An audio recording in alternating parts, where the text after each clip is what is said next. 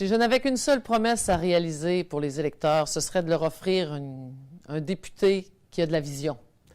La vision, c'est pas quelque chose qui s'apprend, c'est pas quelque chose qui s'étudie à l'école. Oui, ça peut être alimenté par l'école, mais une vision, c'est un sens inné d'un regard global et à la fois pointu sur les enjeux de la région. Cette vision-là, je crois que je l'ai par la force des choses, à cause de mon vécu, à cause de ma formation académique, certes, mais aussi mon expérience d'entrepreneur, même mon côté artistique, a développé chez moi des antennes qui me permettent des fois d'avoir un regard très enrobant de la situation de mon comté. Et j'espère être capable d'apporter au comté une vision qui l'amène plus loin dans ses préoccupations particulières et globales, sous le chapeau de l'environnement, bien sûr, mais autant du développement local, autant de la télécommunication, autant de la main-d'œuvre, autant des enjeux qui sont plus pointus du côté de l'Ouest comme de l'Est, et essayer de réunir dans un espace commun cette vision-là, pour qu'on me dise de notre comté qu'on est un comté de référence en matière de développement vert et environnemental, et que sous ça porte la vision que je veux pour le comté. C'est un peu difficile de choisir seulement une promesse. Il y en a quelques-unes là, qui me tiennent à cœur. D'abord, je suis bien contente que le ministère du Développement économique rural que mon gouvernement a mis en place au mois de janvier 2019, ça, c'est une belle réalisation qu'on va poursuivre. Donc, ça va faire une différence pour les gens des régions. Il y a aussi toute la question de l'assurance-emploi. Donc, on sait qu'il y a des gens qui vivent des situations difficiles, particulièrement les travailleurs saisonniers, donc qui sont toujours inquiets à savoir s'ils vont avoir le nombre de semaines assurables nécessaires pour avoir leurs prestations, les trous noirs également. Donc, on ne réussit pas à avoir le nombre de semaines suffisantes pour avoir du moins un revenu décent là, durant les 52 semaines dans l'année. Donc, il y a un bout qui manque. C'est sûr que on est prêt à travailler sur ce dossier-là. C'est un dossier qui est important, le dossier de la pénurie de main-d'œuvre également. Donc, comme vous voyez, j'ai un peu de misère à rentrer dans le cadre. Je vous en ai donné 3. Mais c'est ça. La pénurie de main-d'œuvre, j'ai quelques idées là-dessus, notamment peut-être au plan de la fiscalité avec les travailleurs retraités. Je pense qu'on peut faire un pas de plus à ce niveau-là, puis permettre aux travailleurs retraités de pouvoir justement retourner au travail quelques jours semaine, sans avoir à donner tout à l'impôt.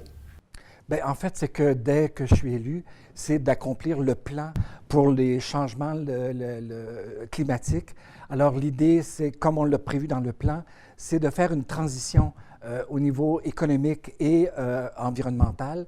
C'est de voir comment cette transition va se faire au niveau de l'emploi, au niveau de la création d'entreprises, au niveau de l'appui aux petites entreprises familiales dans le comté qui vont pouvoir profiter de ce plan-là. Bien, ma promesse numéro 1, celle que j'ai beaucoup à cœur, c'est la ruralité. Je veux redonner à la ruralité ses lettres de noblesse. C'était mon dossier important dans le cabinet fantôme d'Andrew Scheer et j'en ai fait mon cheval de bataille. Donc, sous un gouvernement conservateur, il y aura désormais un ministre des Affaires rurales qui prendra en compte toutes les spécificités de la ruralité et qui rendra aussi des comptes et qui arrangera on parle beaucoup ici en ruralité des programmes, à quel point ils sont statiques, mais maintenant avec un ministre des Affaires rurales et la spécificité de la ruralité, on mettra en compte aussi tous les programmes pour que ça soit fidèle à ce que nous sommes en région. Écoutez, comme promesse au niveau de la région, de la grande région de Charlevoix, c'est surtout sur le plan économique. Premièrement, sur le plan économique, parce que c'est une région où c'est important de pouvoir l'implantation de nouvelles entreprises. De nouvelles entreprises, je parle au niveau de la PME surtout. C'est comme ça qu'on peut créer un climat économique. Le Québec, d'ailleurs, est bâti de cette façon-là. Mais il y en a un deuxième également, c'est l'environnement. Donc, parce que déjà, au niveau des activités économiques qu'on retrouve sur le territoire, beaucoup d'activités dans le domaine touristique, donc il faut également préserver l'environnement, les éléments climatiques. Mais l'économie, puis je vous dirais, job. Il faut développer des emplois. Si on veut que les gens viennent s'établir, si on veut que les gens demeurent ici dans la grande région, il faut assurer une qualité de vie. Puis la façon d'assurer une qualité de vie, il faut être capable de lui procurer un emploi stable. Et oui, il y a beaucoup d'emplois saisonniers, mais les emplois saisonniers impliquent également qu'on doit être capable de développer des emplois permanents pour faire vivre nos familles. Si j'avais une seule promesse à faire à l'ensemble des électeurs du comté, ce serait de cesser de dépenser leur argent, mais plutôt l'investir. Les partis actuels rivalisent d'audace pour dépenser l'argent. Ça revient à dire qu'ils nous en enlèvent trop au départ. Donc, nous, au Parti populaire, on a comme promesse de rééquilibrer le budget à l'intérieur des 2 premières années du mandat. On en est rendu à cette étape-là. Pourtant, en période de prospérité économique, les libéraux ont réussi à engranger des déficits records. On en est à 74 milliards de dollars pour les 4 dernières années, puis ils nous promettent encore davantage de déficits.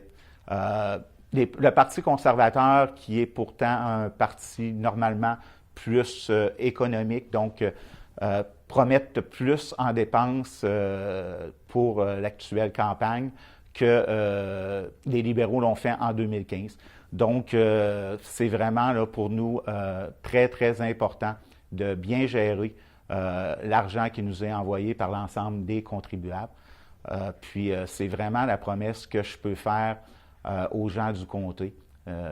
C'est ce qu'il y a le plus important. Il ne faut pas oublier que les déficits d'aujourd'hui sont les taxes et les impôts de demain. Donc, c'est très important à se rappeler. La promesse qui me tient le plus à cœur, c'est de créer immédiatement dans la région l'économie circulaire. Ce qui va, avec l'économie circulaire, ça va nous aider à faire une transition, en fait, vers le but ultime de mon intervention, c'est de créer un laboratoire, un incubateur de solutions biotechnologiques environnementales. Ce qui va assurer des emplois haut de gamme, enlever l'exode de nos enfants, puis en même temps, nous, tous et chacun, on va apporter aussi tous les outils nécessaires pour assurer à nos enfants la pérennité de notre planète.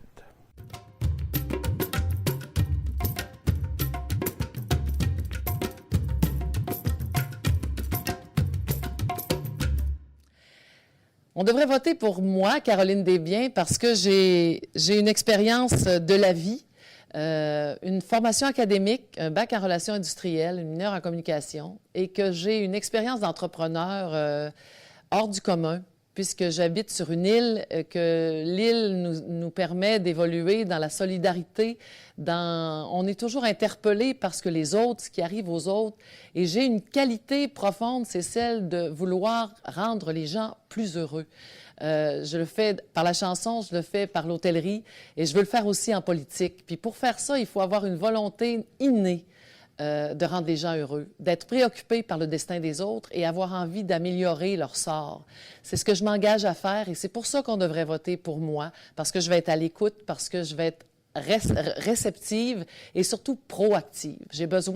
Moi, j'ai besoin d'apporter des solutions. Vous savez, quand on est entrepreneur privé, des solutions, ça en prend tout de suite. Il faut être capable d'en trouver rapidement. C'est mon grand don de trouver des solutions rapides, de me tourner sur 30 sous, comme on dit. Et je m'engage à le faire. C'est pour ça que je pense que les électeurs devraient voter pour moi. Bien, écoutez, je pense que tout le monde qui se lance en politique sont des bonnes personnes et cherchent à servir le bien commun. De mon côté, ce que j'ai à offrir, je suis issu du milieu communautaire. Donc, pour ceux qui connaissent le milieu communautaire, ils savent qu'on travaille fort avec peu de moyens. Donc, moi, je suis directrice générale de la Fédération des centres d'assistance, d'accompagnement aux plaintes en santé et services sociaux pour le Québec. Donc, je travaille particulièrement à soutenir l'exercice des droits des aînés en santé. Donc, je dirais, j'ai toujours œuvré au niveau, particulièrement au cours des 20 dernières années, dans le cadre d'organismes communautaires comme gestionnaire, que ce soit en relation d'aide ou que ce soit dans l'exercice des droits. J'ai toujours été au service des gens.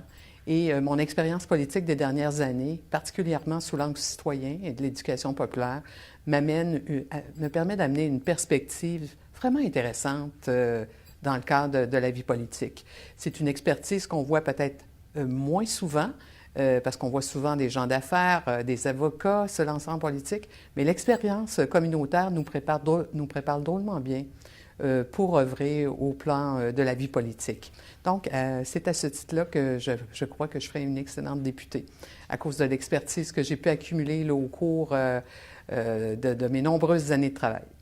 Bien, en fait, on doit voter pour moi, pour le NPD, parce que j'ai des profondes convictions au niveau environnemental. C'est vraiment cohérent avec le plan ou les idées que promeut le nouveau Parti démocratique. Pour moi aussi, c'est une question d'engagement. Je me suis toujours battu, en fait, et j'ai gagné des batailles environnementales de nombreuses années, entre autres au Lac-Saint-Jean, pour la protection d'une rivière, qui est la rivière Achouap-Mouchouane, où on a mobilisé les gens pour pouvoir contrer un projet de barrage qui a permis de créer des emplois, mais autrement, avec un barrage, mais autrement fait que la rivière Achouap-Mouchouane. On a aussi, je me suis impliqué beaucoup dans un projet qui était dans un regroupement qui s'appelle la Coalition contre le champ de tir des avions F-18. C'était contre l'armée canadienne et on a gagné encore une fois cette bataille-là. C'était une bataille environnementale. Et enfin, bien, comme je suis géographe de formation, j'ai pu étudier, entre autres, et participer à la création du parc marin du Saguenay, du fjord, et qui inclut le fleuve Saint-Laurent, qui est aux limites, finalement, de la circonscription de Beauport, Côte-de-Beaupré, Île-d'Orléans et Charlevoix. Bien, ça fait 4 ans que je suis en poste. J'ai un gros bagage politique derrière moi.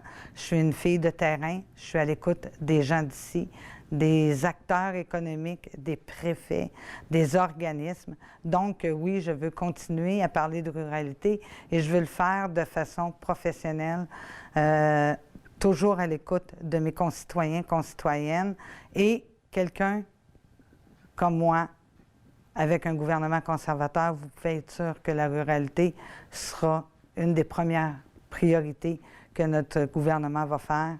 Et pour ça, j'espère que les gens me referont confiance. Pourquoi devrions-nous voter pour moi? Parce que je suis un bonhomme d'expérience. J'ai déjà été député de Montmorency au provincial durant 15 années dans la circonscription voisine de Montmorency, donc de l'île d'Orléans, de la côte de Beaupré, de Beauport et de Sainte-Brigitte. Et j'ai été également député parrain ici dans la région de Charlevoix durant 2 mandats. Donc, ce qui me donne un profil et une expérience complète du travail d'un député. Vous savez, un député indépendant n'a pas moins de responsabilités ou de privilèges au Parlement qu'un député d'une formation politique. On a les mêmes responsabilités. Le seul élément différent, c'est que je n'ai pas à répondre à des organisations politiques. Ce que j'ai à présenter aux gens, c'est les priorités de la communauté, c'est les priorités du comté. C'est dans ce sens-là qu'on fait le travail. Au niveau parlementaire, j'ai été président de la Commission des finances publiques et de 2 autres commissions pendant ces années-là. Donc, le processus parlementaire, je le connais très bien. Ce qui veut dire que le 22 au matin, moi, je suis parfaitement autonome dans mon travail. Je n'ai pas besoin d'apprendre puis d'aller à l'école pour savoir comment est-ce qu'on fait le travail. Donc, moi, ce que je dis aux gens, votons pour un vrai député. Tout simplement parce que les partis actuels, que ce soit les libéraux, les conservateurs, l'ensemble des partis se ressemblent. C'est du pareil au même. Puis en plus de ça, bien, on leur a donné 150 ans. Donc, la supposée élite au pouvoir nous a donné des scandales. Ils nous ont donné une population qui est désillusionnée, désabusée des politiques actuelles. Pourtant, c'est pas comme si on leur avait pas laissé de chance. Ils ont eu plus qu'une chance. Mandat après mandat, on nous promet les mêmes choses. On nous promet un pont sur la rivière Saguenay depuis des années. C'est des choses qui ne sont pas faites. pour moi, il est grand temps d'essayer autre chose, une autre forme de politique, des politiciens qui font autrement, qui nous disent pas ce qu'on veut entendre, mais qui nous disent vraiment ce qui doit être fait, puis comme ils peuvent le faire. Donc, pour ma part, je pense que c'est vraiment le temps d'essayer autre chose, puis c'est pas comme si les autres partis n'avaient pas eu leur chance de nous prouver qu'ils pouvaient faire autrement. Bien, j'ai 20 ans de ma vie à gagner ma vie dans le domaine de l'environnement. J'ai vu des technologies qui sont superbes, mais à chaque fois, je veux les mettre en fonction.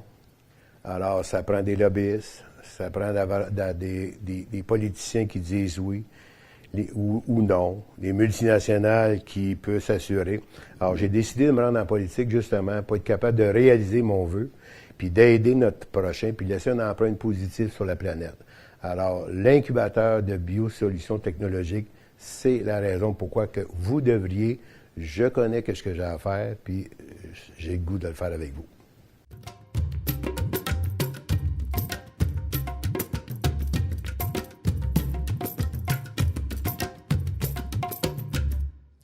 Le Bloc québécois a un programme qui regarde le Québec dans son ensemble et dans ses particularités. Le Bloc québécois n'œuvre que pour le Québec, n'est préoccupé que par les besoins du Québec et ne veut se faire entendre que d'une seule voix à la Chambre des communes pour le Québec. Les valeurs du Bloc, ce sont les valeurs que le Québec développe, souhaite, les valeurs de l'Assemblée nationale, cette Assemblée qui est la nôtre, que nous avons choisi d'élire et qui fait notre force, je pense, démocratique. Donc, le Bloc est à l'écoute de ça, à l'écoute de tous les Québécois qui ont le souci de l'avancement du Québec dans son économie, dans son environnement et pour les besoins les plus imminents du Québec. Donc, le Bloc n'a pas de boulet au pied, ne subit pas les affres et les idéologies des autres partis. Le Québec ne travaille que pour le Québec. Et ce que le Bloc veut, c'est ce que le Québec veut, c'est-à-dire être représenté haut et fort à la Chambre des communes. Bien, écoutez, ce ne sera pas trop difficile à vous le vendre parce que j'aime la proposition du Parti libéral. D'abord parce que c'est un parti qui est progressiste et qui est positif. Donc, je trouve qu'il navigue au-dessus de la mêlée. Et ces propositions, notamment en matière de mesures sociales, font l'envie de plusieurs pays au plan international. Donc, des mesures sociales comme l'allocation canadienne pour enfants, qui a doublé depuis les conservateurs. Donc, on parle de 16 000 enfants qui bénéficient dans notre région de cette allocation canadienne, 9 000 familles. Donc, un revenu moyen là, mensuel de 450 $ par mois. Au niveau des aînés aussi, on a des belles propositions et en ce sens-là, on parle d'une augmentation de la prestation de sécurité de vieillesse de 10 % pour les 75 ans et plus. On sait que le bas de laine se vide en vieillissant. Souvent, les personnes ont de la misère à joindre les deux bouts. Je pense que ça va être vraiment un plus. Et également la prestation de conjoints survivants qu'on va ajuster également de plus de 2 000 $ par année. Ça va faire une différence. Donc, on travaille toujours sur la classe moyenne parce que ça touche le nombre plus important dans la société. Et de plus, une classe moyenne forte nous assure qu'en période de récession, on va être plus solide pour y faire face. Donc, pour toutes ces raisons-là, je vote Parti libéral. Bien, en fait, c'est que le nouveau Parti démocratique, pour moi, a tenu haut et fort la question de l'environnement.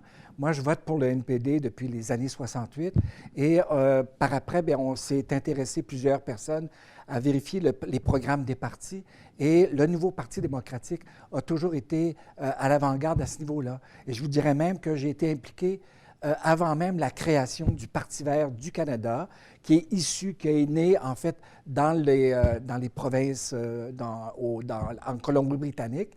Et finalement, ce qu'on sait, c'est que ce parti-là vert, je dirais que c'est un parti vert de gris, parce qu'il a été créé de toutes pièces par les conservateurs pour diviser le vote dans cette province-là. Alors, ils ont aussi des positions qui sont, je dirais, de droite. Je prends par exemple Mme May, Elizabeth May, qui récemment était plus ou moins favorable à la question de l'avortement. Parce qu'il est à l'écoute des Québécois. C'est le Parti conservateur qui a reconnu la nation québécoise. On a donné un siège à l'UNESCO. On est le seul parti fédéraliste qui respecte les compétences des provinces et sous un gouvernement conservateur, comme je l'ai toujours dit, il y aura le rapport d'impôt unique. On donnera des points aussi de plus à l'immigration au Québec et on sera toujours un partenaire avec le gouvernement du Québec dans les décisions que les Québécois s'attendent à avoir. Bien, j'ai fait le choix de ne pas être représenté par une formation politique.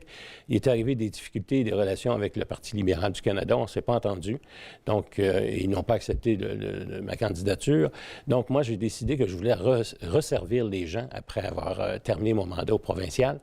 Et c'est pour ça que j'ai fait le choix de servir les gens et de bien mieux les représenter en fonction de leurs priorités. Donc, je n'ai pas à répondre face à une formation politique et non plus, je n'ai pas à voter selon les directives d'une formation politique.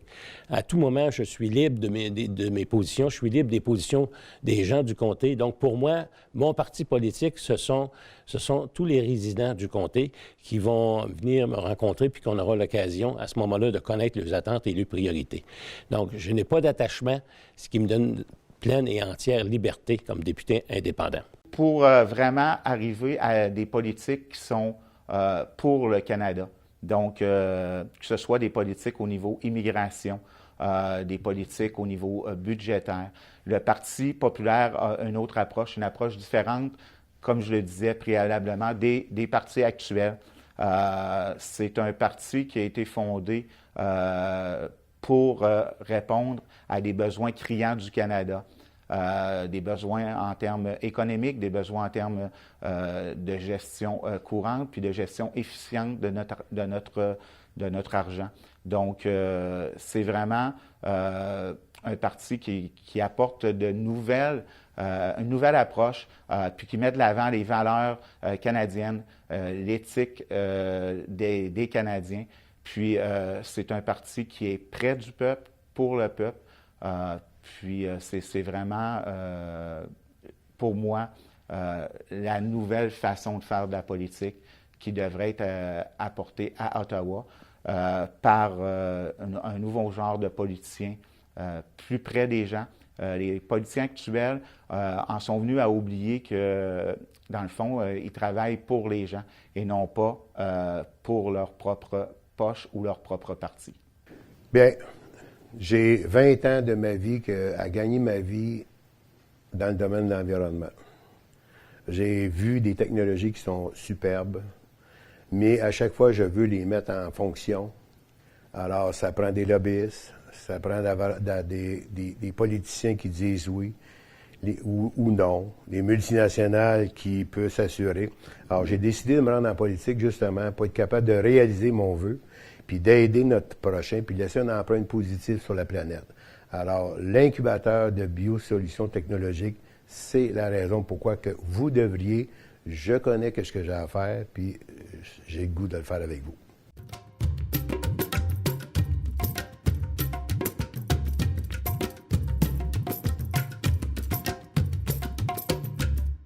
C'est vrai que les deux pôles de Charlevoix, de Charlevoix versus Beauport, Côte-de-Beaupré, sont un peu différentes, mais ils ont des préoccupations communes également.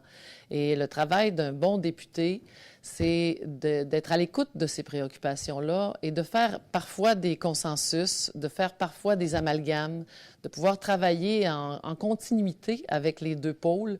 Bien sûr, il faut répondre à des besoins qui sont plus spécifiques, propres à chacun, mais il y a des grands enjeux qui concernent tout le monde. La télécommunication, l'environnement, la réserve mondiale de la biosphère, le développement local, le développement vert. On a de grands enjeux communs. Et le comté est vaste. On dit même que j'ai le comté le plus vaste de cette campagne électorale. C'est pas banal. Moi, je le vois sur mon compteur là, de voiture. Mais ce qui est important dans tout ça, c'est d'avoir quelqu'un qui écoute, qui répond aux besoins des gens et qui a la capacité de conscientiser les besoins des gens. Et pour ça, il faut quelqu'un qui a de l'expérience sur le terrain. On a un pied à terre à Bois-Châtel.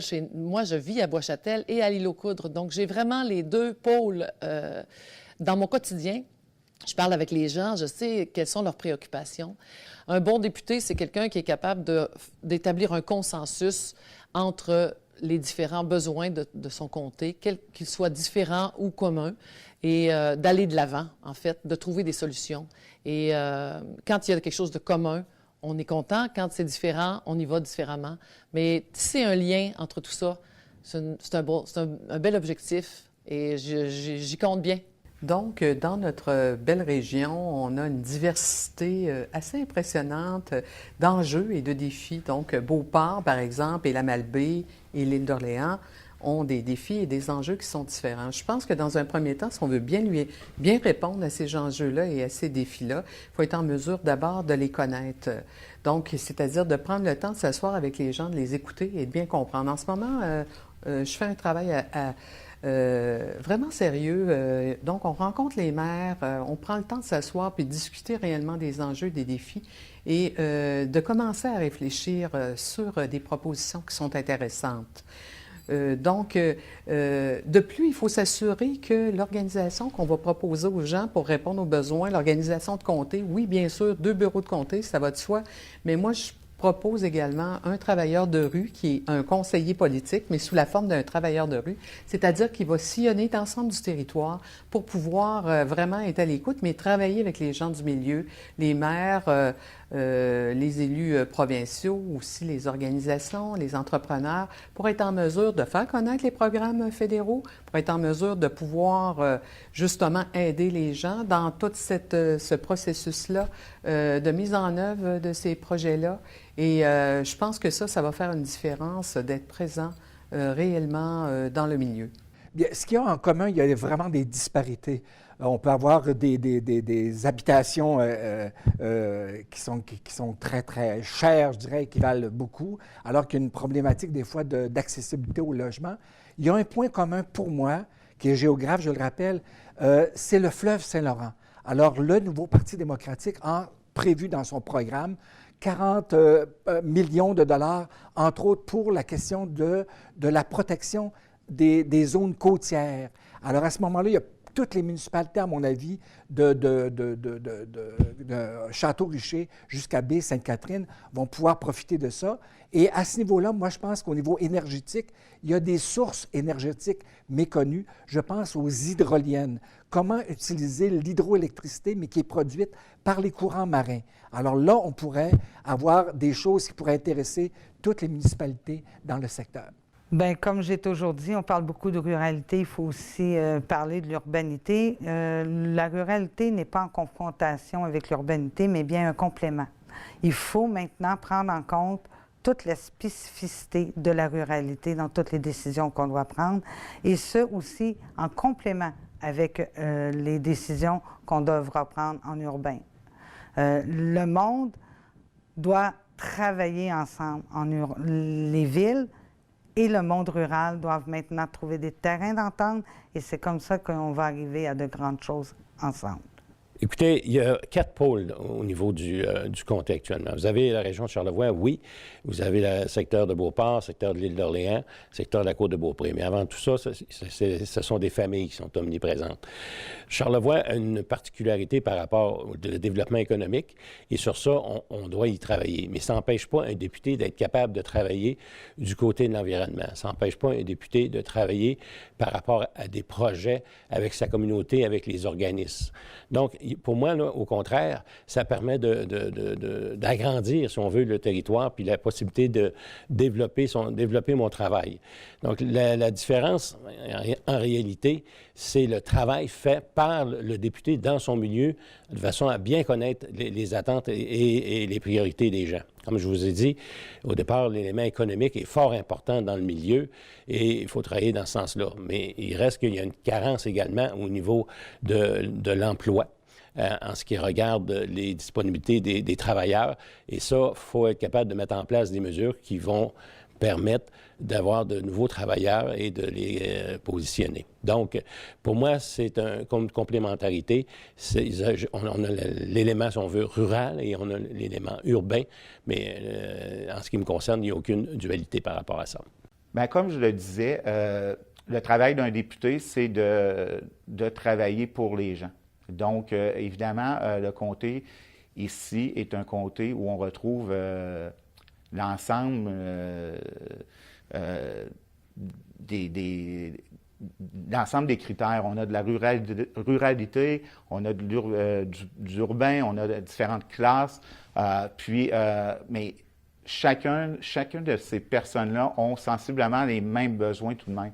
À la base, ce qu'on veut, c'est une prospérité économique. Ce qu'on veut, c'est en avoir plus pour notre argent, profiter ici dans le comté de la nature, profiter de ce qui nous amène, mais on veut vraiment que l'ensemble des critères soit fait par notre député qui porte nos revendications.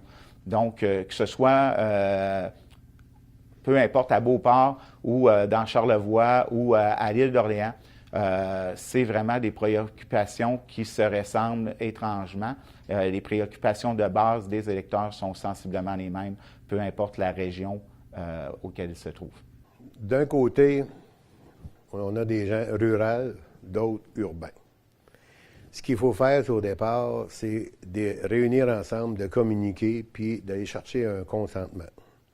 Dans le projet qu'on veut faire, l'incubateur de solutions biotechnologiques, on pense qu'on va les réunir, puis ça va plaire à toute la population parce que c'est un projet économique, écologique. C'est pour nos enfants, c'est bon pour les agriculteurs, c'est bon pour toutes les couches de la société, mais aussi touristique. Alors, je pense qu'on est capable d'y arriver ensemble.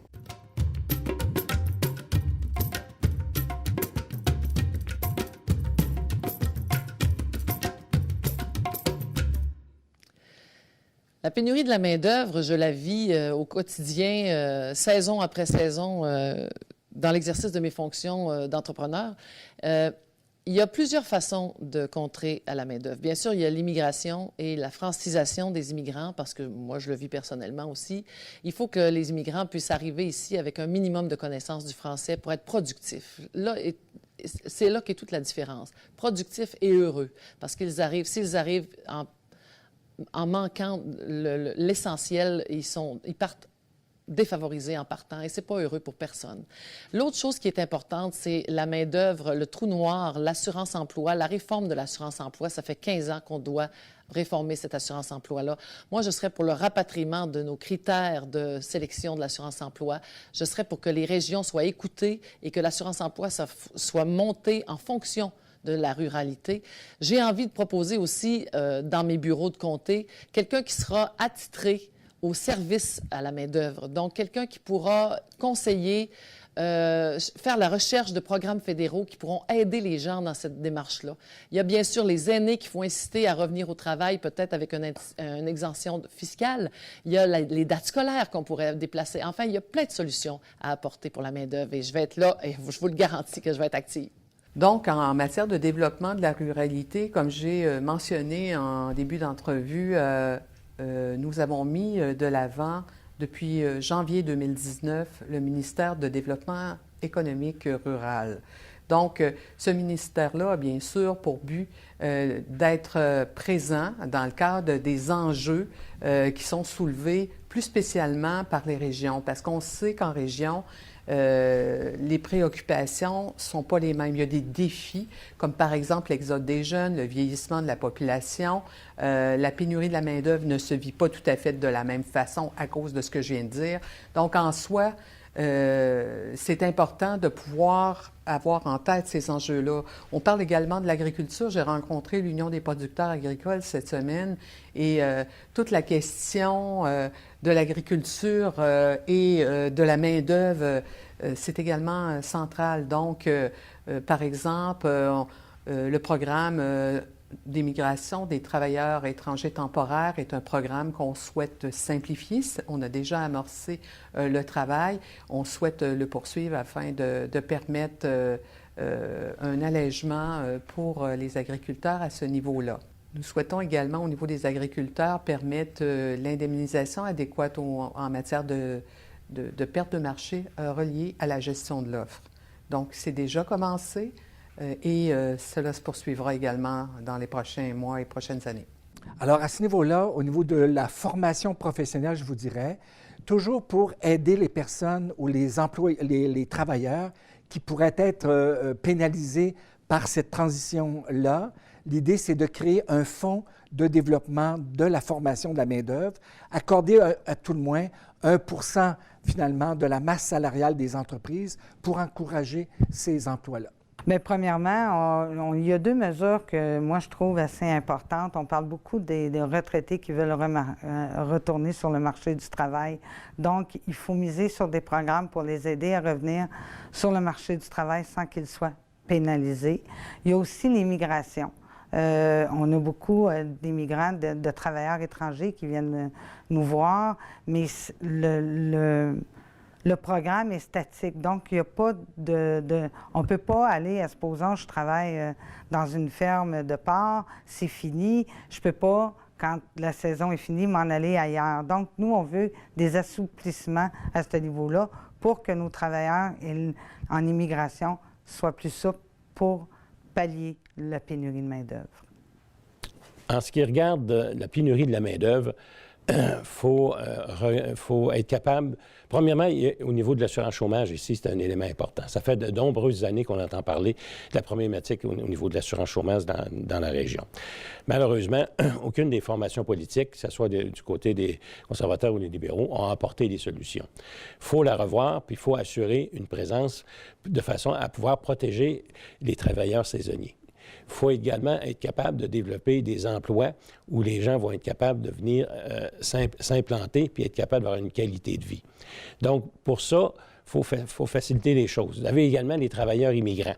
Donc, au niveau des lois fédérales, il faut assouplir les choses qui vont permettre aux gens de venir s'établir et de gagner leur vie. Donc, ce sont tous des points sur lesquels il faut travailler ensemble.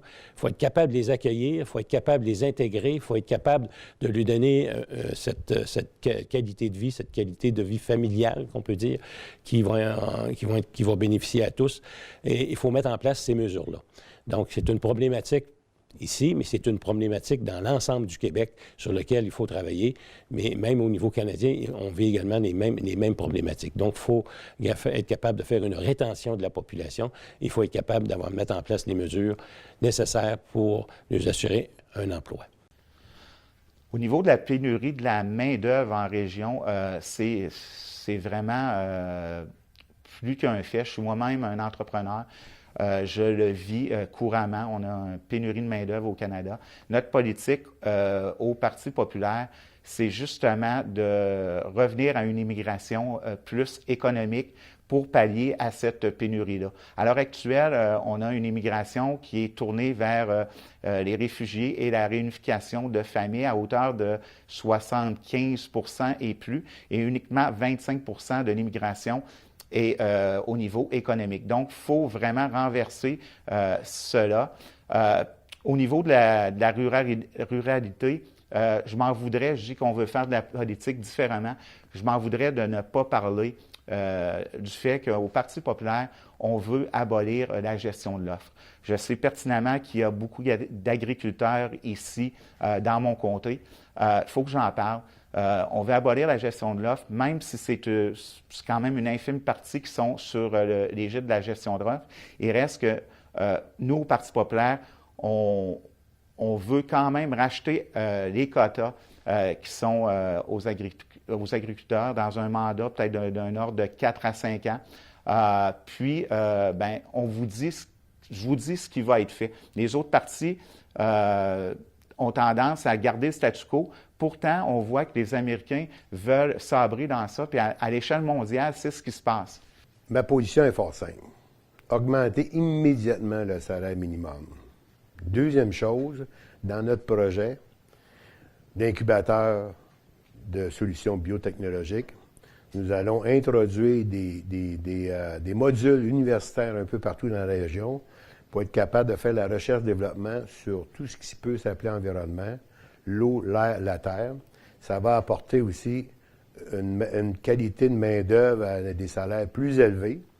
Et puis, ça va équilibrer les forces. Donc, autant sur le côté rural que sur le côté urbain, tous vont y trouver son compte.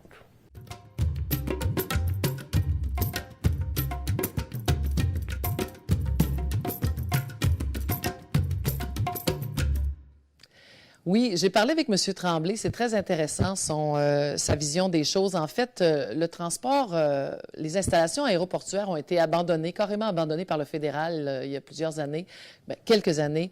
Et il y a eu un sommet en 2018, dernièrement, qui nous a fait état de la situation, un sommet sur les installations aéroportuaires. Et vivement, le Bloc propose un retour à l'intervention fédérale sur le plan financier, c'est-à-dire qu'on veut bonifier en fait les 150 millions que les installations portuaires de région ont besoin pour continuer leur existence. Il y a un monopole aussi qui est exercé par Air Canada. C'est un problème majeur pour la survie de ces installations-là. Il y a aussi une question de dédouanage. C'est intéressant, il y a des mini-douanes qui sont installées, des micro-douanes qui sont installées dans les aéroports de région qui facilitent l'arrivée, les départs de vols internationaux versus une connexion avec les grands centres comme Montréal et Québec. Je pense qu'il y aurait du travail à faire là-dessus et je m'engage à le faire avec beaucoup d'acharnement parce que l'accessibilité aux régions passe aussi par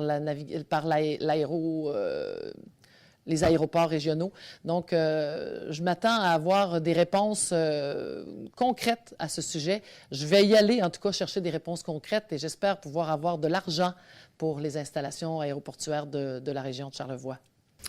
Bon, en matière, en ce qui concerne l'aéroport de Saint-Irénée, je pense que nous, on est prêts à être partenaires dans le projet. Il y a déjà un travail important qui a été fait au niveau des États-Unis en regard de l'élargissement du pré-dédouanement et ça touche les aéroports du pays, de Québec. Donc, nous, on est prêts à travailler dans ce projet-là afin de voir si on peut le faire aboutir positivement.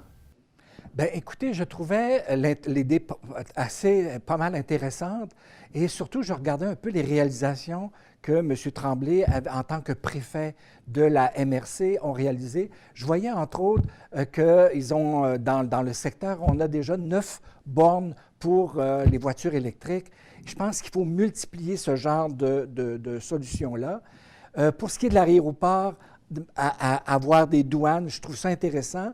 Si ça peut profiter, en fait, à l'industrie récréo-touristique dans le secteur.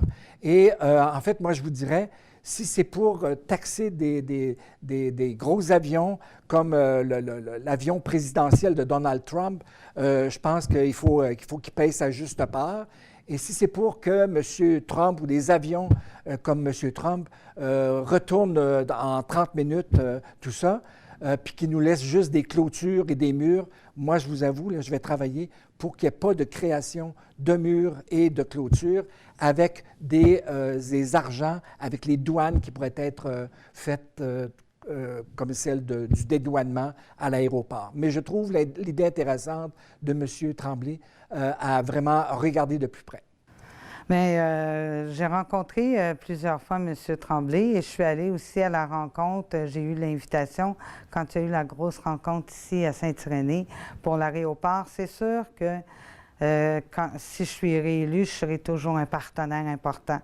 Avec tout ce qui s'en vient dans Charlevoix, on devra avoir une réflexion. Je sais qu'il va y avoir un comité en place et si on m'invite à faire partie de ce comité-là, je serai présente. Écoutez, je pense que c'est une très bonne idée. C'est une très bonne idée parce que, premièrement, pour des raisons on va faciliter l'élément touristique, oui, c'est une chose, mais pour des éléments de sécurité également. Donc, d'être capable de rendre cet équipement-là pour la grande région, parce qu'il y a quand même un certain éloignement par rapport à Québec ou à Montréal. Donc, ça permet d'avoir un autre pôle qui facilite la vie des gens. Donc, moi, je suis favorable à cette idée et j'aurai certainement l'occasion de travailler avec les partenaires pour être capable d'aller plus loin par rapport à cette idée, parce que je pense que c'est important pour les gens du milieu. C'est un grand territoire, c'est un territoire qu'il faut être capable de couvrir adéquatement. Et aujourd'hui, un aéroport, ça devient un élément essentiel. Mais comme elle est déjà en place, on voit les difficultés d'implanter de nouveaux aéroports. Celle-là est déjà en place, il faut être capable de la développer, mais il faut être capable de la rendre davantage accessible à la population. Et la façon de le faire, il faut mettre en place des mesures qui vont donner une plus grande accessibilité à tous. Donc, raison de sécurité, raison économique, raison touristique. Je suis tout à fait en accord avec le fait d'avoir un centre de dédouanage à l'aéroport de Charlevoix. Avec l'ensemble des infrastructures qu'on a ici dans la région de Charlevoix, que ce soit le massif, le Club Med qui arrive, le casino, ce qu'on veut, c'est faire entrer de l'argent nouveau. On veut que les gens viennent ici. On a des infrastructures pour les accueillir, on a des infrastructures de classe mondiale, on a un paysage d'une beauté incommensurable. Donc, il faut se doter d'installations pour accueillir ces gens-là. Donc, oui, un gouvernement du PPC contribuerait largement. Moi-même, je pousserais ce dossier-là de l'avant parce que c'est un dossier d'ordre économique prioritaire pour la région, selon moi.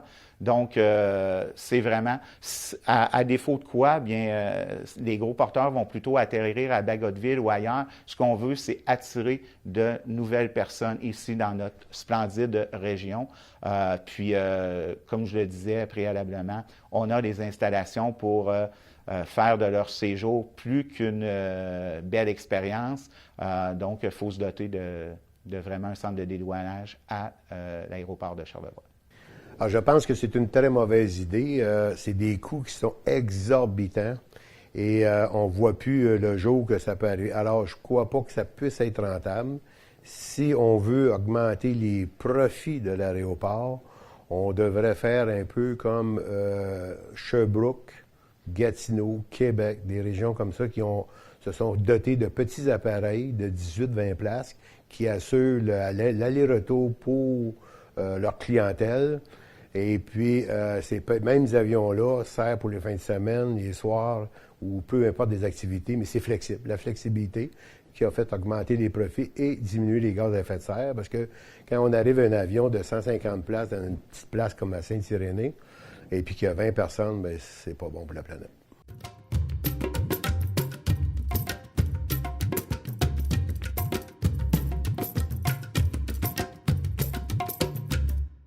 On a eu, bien sûr, beaucoup d'espoirs qui ont été mis dans le G7. On nous a raconté que le G7 allait nous apporter une qualité de télécommunication comparable aux meilleures qualités du monde.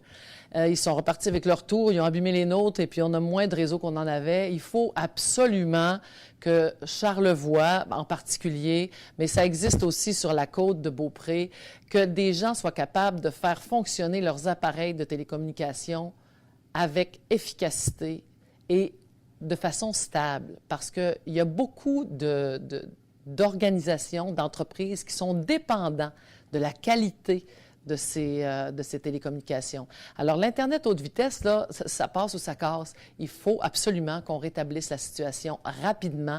C'est un enjeu économique, un enjeu de développement, et ça passe. La main-d'œuvre, l'Internet haute vitesse, ce sont des choses fondamentales qu'il faut absolument s'occuper rapidement. Je vous jure qu'au lendemain du 21 octobre, je serai au travail avec une équipe chevronnée et on va aller chercher des solutions rapides pour cet enjeu majeur qui sont les télécommunications et l'Internet haute vitesse. En ce qui concerne Internet haute vitesse, c'est bien sûr central. Quand on parle de développement économique, si on n'a pas Internet haute vitesse, c'est vraiment problématique. Je rencontre plusieurs entreprises qui ont des produits du terroir et où il y a matière à exportation. Donc, quand on parle d'exportation, c'est sûr que si on n'a pas Internet haute vitesse, c'est problématique. De plus, tout est aujourd'hui, c'est un moyen de communication toutes les familles, les entreprises doivent bénéficier d'Internet haute vitesse. Je pense par exemple aux étudiants, aux élèves. Souvent, c'est un moyen qui est utilisé comme matériel didactique, Internet haute vitesse, là, maintenant, pour faire des recherches au niveau des étudiants du secondaire, mais même du primaire. Donc, on ne peut plus s'en passer. Le gouvernement libéral souhaite, dans un prochain mandat, investir 1 milliard de dollars pour pouvoir régler cette problématique-là partout au pays. D'ici 2026, 95 du territoire n'aura plus ce problème-là. Et en ce sens-là, bien écoutez, je crois que notre région va l'avoir avant 2026. Donc, c'est sûr que c'est un dossier prioritaire. Je ne l'ai pas nommé dans les dossiers prioritaires, mais je dois vous assurer que ça va tout de suite après l'assurance-emploi. Bon, alors là, c'est un dossier fédéral-provincial. D'abord, on a vu récemment le gouvernement du Québec a dit qu'il ferait des choses au niveau de la haute vitesse. Et effectivement, comme je vous le mentionnais tantôt, avec le plan vert, avec les changements, tout ça, il faut de plus en plus envisager l'utilisation des bandes passantes, de tout ce qui est le monde virtuel. Et pour moi, une des premières choses que le gouvernement du NPD va faire et qui s'est engagé, c'est de taxer les fameuses GAFA, qui ne payent pratiquement pas de taxes. Dans certains cas, on parle de 2 % dans d'autres et tout ça. Je pense à Netflix. Mais il faut d'abord faire le ménage dans ces quelques taxes-là. Mais au lieu de payer seulement 2 % ou 3 %, peut-être envisager le même montant que vous et moi, on paye 15 % au total au Québec et au Canada en termes de taxes. Donc, il y a un travail à faire pour que ces entreprises-là, qui sont étrangères et qui notre argent se ramasse en Californie, bien, puissent profiter directement aux gens du comté. Bien, Internet haute vitesse, on ne peut pas passer à côté. Il ne faut pas que ce soit en 2030, il faut que ce soit maintenant.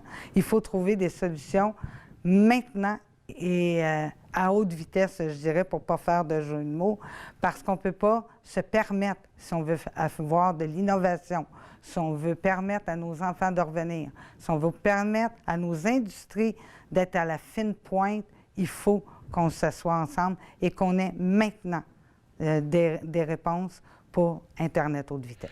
Écoutez, il y a une phase qui a été faite lors du sommet du G7 l'an passé. Mais malheureusement, je suis obligé de vous constater qu'il y a encore beaucoup d'endroits où c'est très, très difficile. Je parcours actuellement la région à plusieurs reprises.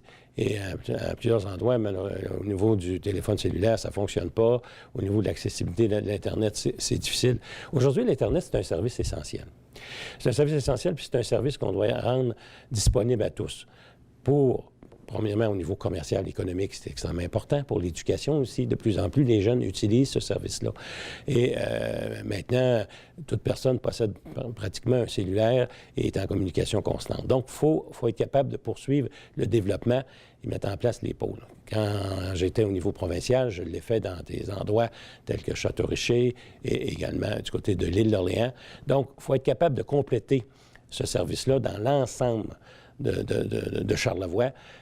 Sinon, on vient brimer les gens dans leur capacité de communiquer, dans leur capacité de faire affaire, dans les jeunes, dans leur capacité d'étudier, de faire les recherches. Aujourd'hui, c'est devenu, pas un luxe, un service essentiel comme le téléphone l'était, comme la télévision. Donc, il faut être capable de rendre ça disponible partout dans l'ensemble du territoire et c'est pas encore fait. Donc, il faut le faire. J'arrive pas à comprendre pourquoi on est encore en 2019, bientôt 2020, à parler encore d'Internet haute vitesse. Je sais pertinemment que dans plusieurs régions, dont la région ici, on n'a pas encore de système efficace. Pourtant, Internet, c'est pas nouveau, là, ça ne date pas d'hier. Donc, oui, ça devrait être adressé par les instances pour se doter. Je vous dirais, sur l'ensemble du territoire, là, on devrait avoir un système Internet qui soit efficace, qui soit rapide, qui soit au goût du jour, puis de classe mondiale. On est quand même au Canada. Au Québec, on n'est pas un pays du tiers-monde. Donc, c'est plus qu'une réalité, c'est pas une demande inaccessible. Il faut rien que mettre en place l'ensemble des technologies pour se doter vraiment de quelque chose d'efficace et d'efficient. Et ça, c'est le travail d'un député, le travail d'un représentant du comté. Bien, selon nos recherches, ce qu'on constate, c'est concernant la mobilité cellulaire, il n'y a aucun problème sur la haute vitesse. Concernant l'Internet dans les maisons, on sait que dans les centres qui ont plus de population, tout va bien, mais dans les centres éloignés, ça, on a un gros problème. Alors, c'est évident que si on n'est pas capable de donner accès à nos enfants, aux entreprises, alors je pourrais faire une analogie, c'est que chaque journée qu'on ne lit pas rien de nouveau, on est aussi ignorant que hier.